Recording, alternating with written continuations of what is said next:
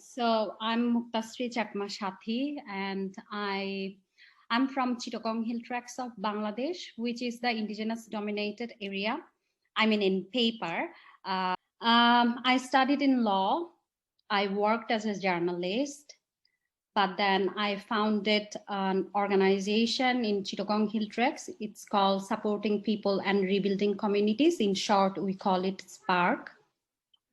I work as a researcher and consultant, but my heart is very much with the SPaRC.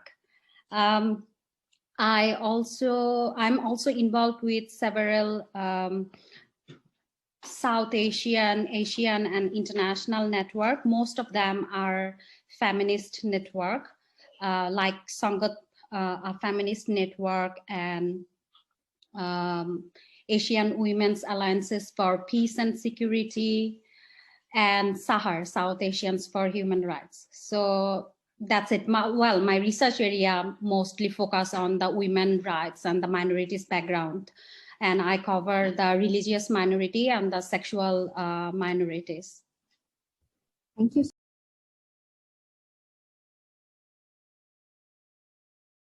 I will start from the Bangladesh context.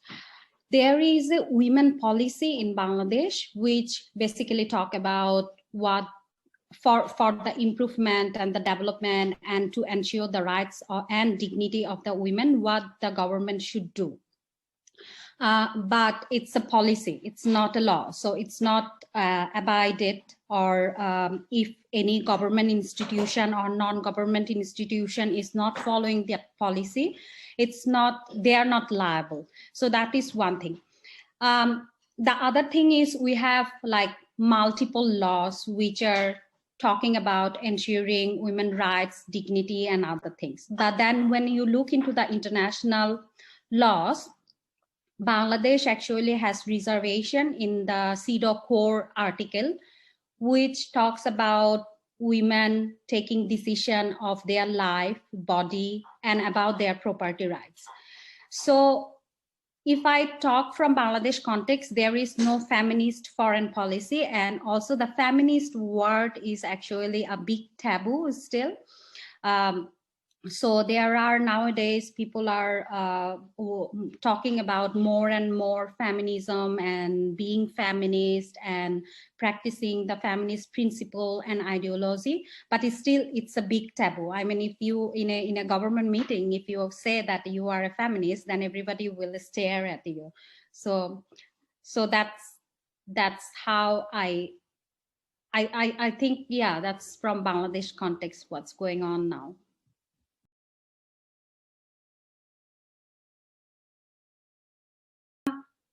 So I will talk based on my experience as a rights activist researcher. And I think feminist foreign policy is needed, first of all, because of the regional sisterhood and stuff, specifically when we are talking about the South Asian context. In the South Asian context, most of the women, their sufferings, their celebrations, and the ritual and cultures are almost like same. So if there is a feminist foreign policy in any country, that sort of help the women rights activists and feminists to build further sisterhood, further network and solidarity. The other thing is, I mean, when we go into the definition of feminism or definition of being feminist, it's actually, you know, we believe in the equal rights opportunity of any human being, which is like not dependent on the sex of a person. That is one thing. I think feminist foreign policy, especially for South Asia, is needed because lots of South Asian women are being migrated for jobs and other things to other countries. And if we are not looking into their issues, their problem, their opportunities from a feminist lens, then it creates a problem. Because when country to country, they sort of like talk on several issues. If there is no policy on those issues, how the countries will, deal with women worker, maybe, for just as an example, then that's create a problem. So that is one thing I want to highlight. The other thing is that if there is a feminist foreign policy, there are many feminist organization and many donor organization, doesn't matter they are feminist or donor organization or not, they can also have the opportunity to fund the feminist organization which are operating in the country from a grassroots level or in a rural area.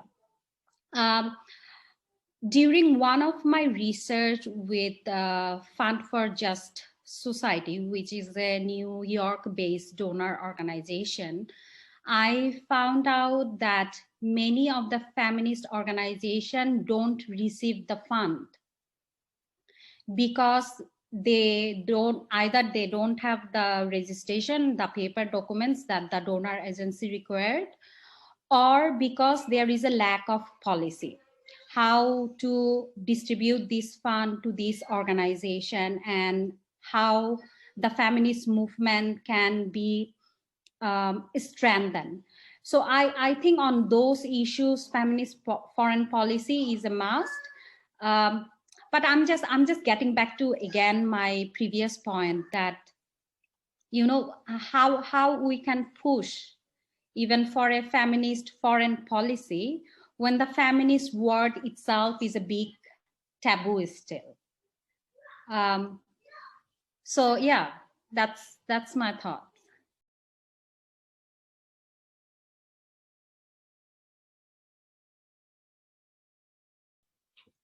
I think it should be there should be a feminist foreign policy, because right now, when again, if I'm going back to the women migrants worker, there is a policy for the migrant workers. There is a policy for the even for the students who are going out. So the embassy to embassy, they sort of like connect and talk to each other. But then women's issues or feminist issues are always pushed in the back area. So just as an example, that when a female migrant worker is going to UAE to work, she is, first of all, she is maybe not getting attention for the, how I should word this. Let me begin it again. I think it's because the if Bangladeshi migrant workers are going to UAE, and then their issues as a women we are not considering as a government, then there is a big chance that the women will be facing more struggle. She will be under more risk, because women, when they are going abroad, first of all, they are going as a human resources to other country, but also just because they are women, they are often seen as a sexual object. And then there is the other HR issues as well, like their reproductive rights, their sexual rights, and other things. So I think that it should be like there should be a feminist foreign policy, and the country should go through that when they are dealing with country to country. And otherwise, women issues are always being pushed behind. It's never a first priority. If it's not in the paper, it's always the third, fourth, sixth, seventh priority. So I think that should be the later option that you gave.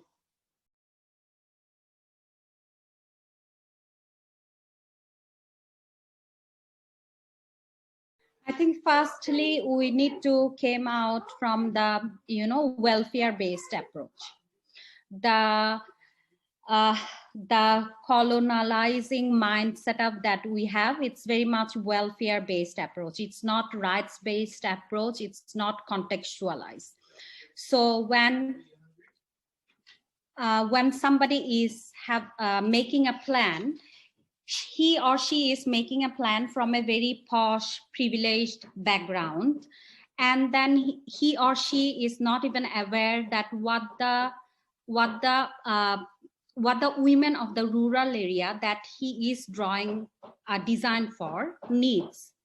So I will just give an example that, you know, sometimes we see that many big organizations, they draw a very big project saying that we will economically empower these women, these communities women, and they are distributing livestock. Now, in that particular area, maybe the women don't even need the livestock. They need water to feed their family. They need water to cultivate their garden, or, you know, the surroundings agricultural land that they grow their crops. So that's I think that needs to be changed from welfare-based approach to rights-based approach and contextualized approach. I mean, there has been much talk about that, you know, which one is good, the welfare or the rights-based approach. I think another thing should be included, that it needs to be contextualized. The other thing is that when we are talking about women, it's not just one group of women. There are also so many groups of women. So some can be like economically lower than the other women. Some maybe because they're from a small ethnic minority group, from the indigenous peoples group, maybe they don't even speak the state language. So that thing also we need to sort of like figure out what we can do so that we can reach out all kinds of women. Even if you look into the project proposal or like how we interact, just look at today's conversation. I'm having the opportunity to talk to you because somehow I can express my feelings in English. And English is the mother of all privileges, right?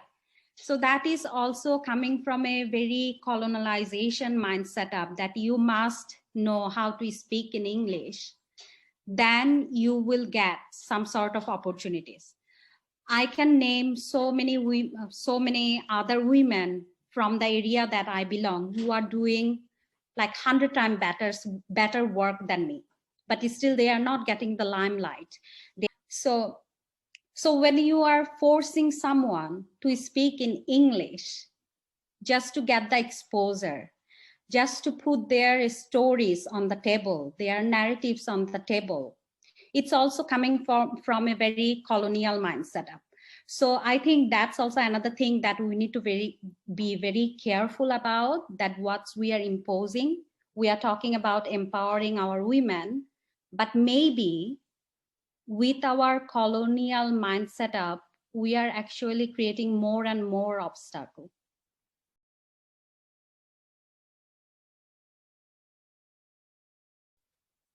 I think it depends on, like, it will vary from country to country. It also depends on what sort of government you have, whether the government is open-minded enough to take care of the women and feminist issues forward. Just as an example, like if we talk about New Zealand, I mean, their prime minister is a woman. She is very feminist, open-minded and everything. So there, the feminist foreign policy, if there is a feminist foreign policy, maybe work really good, in a really good way. But then if you look into other countries, just I'm talking about my own country. If you go back to Bangladesh, again, feminism word is a big taboo. So if you have a feminist foreign policy, maybe they are doing it because there is the international pressure. But in reality, this feminist foreign policy is not being implemented. They are not being followed up, or they are being drawn from a very patriarchal mindset. Because when we are talking about feminist foreign policy, we also need to understand that what sort of feminist foreign policy we are talking about. I mean, in feminism also, there are so many different paths. You can be corporate feminist, you can be Islamic feminist, you can be indigenous feminist. So who will draw this feminist foreign policy? I think we need to also think about that. Obviously, there should be some sort of law experts, but there should be also a connection with the feminist leader from different section of the women groups. And when I'm talking about different section of the women groups, there we need to ensure that all these representative of different women group have the same voice, same rights, same power. Why I'm saying this? Because I have been involved with many networks in Bangladesh, in South Asia and Asia region. And in my experience, I also saw that in a very feminist network, where it's supposed to be, you know, all equal and everything, still, if you are coming from a very minority, powerless background, then your issues are always being pushed behind. So if I'm an indigenous and I'm a lesbian, and, you know, I don't have any income, I'm not married, I'm single, my state doesn't recognize the marriage between same-sex couple. So when I'm going to this feminist network, they are not listening to me, because I'm also coming from Bangladesh. Come on, that's also another fact. If I come with a white skin, speak English very fluently, where the same-sex marriage is possible, and I have an income, then my voice sort of like make more sense than the other one. So that's why I was mentioning that even when we are saying that the feminist foreign policy should represent the same voice from all the different women groups, how we ensure that? I mean, power hunger is something that everybody loves, even in the feminist group.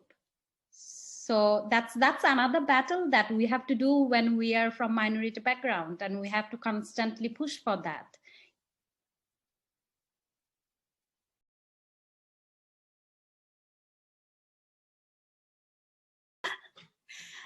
I'm not sure that anything can be gained in a peaceful way or not, given my context. I grew up in a very conflict zone, which is still under militarization. I never saw anything was actually gained in a peaceful way. But I think we should open up the conversation with the countries which are not ready for feminist foreign policy. We should have the dialogue.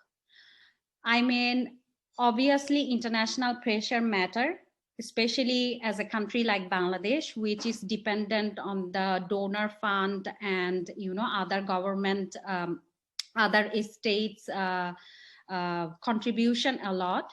We obviously can pressure there, but also we need to understand that what's the point of having just a feminist foreign policy if that is not being implemented? I mean, one can argue that at least we have the policy, so we can tell the government to, you know, you sign this policy or you draw this policy, you should obey this. But does that work in reality?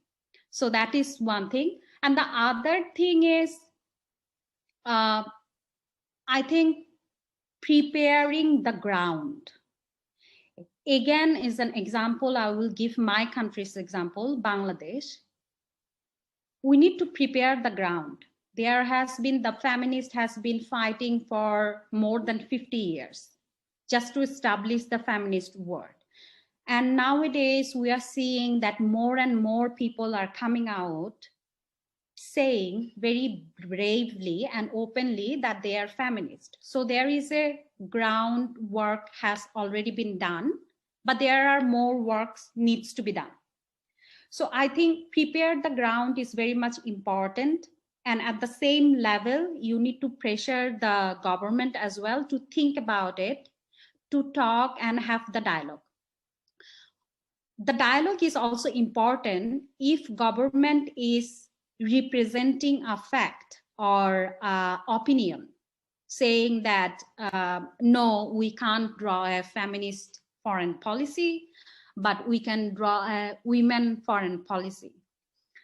Then the feminists of Bangladesh can counter it, saying that why there is a difference or what's wrong with, you know, just mentioning it feminist foreign policy, why the government is taking a back step just to mention the feminist word in the feminist foreign policy.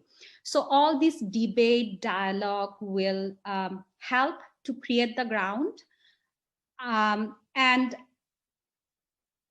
again, I mean, in a way it's peaceful, like you are not killing each other, but also in a way it's not peaceful, because when you are challenging your government, suppose if I challenge my women and children minister for saying this, I will face some sort of repercussions.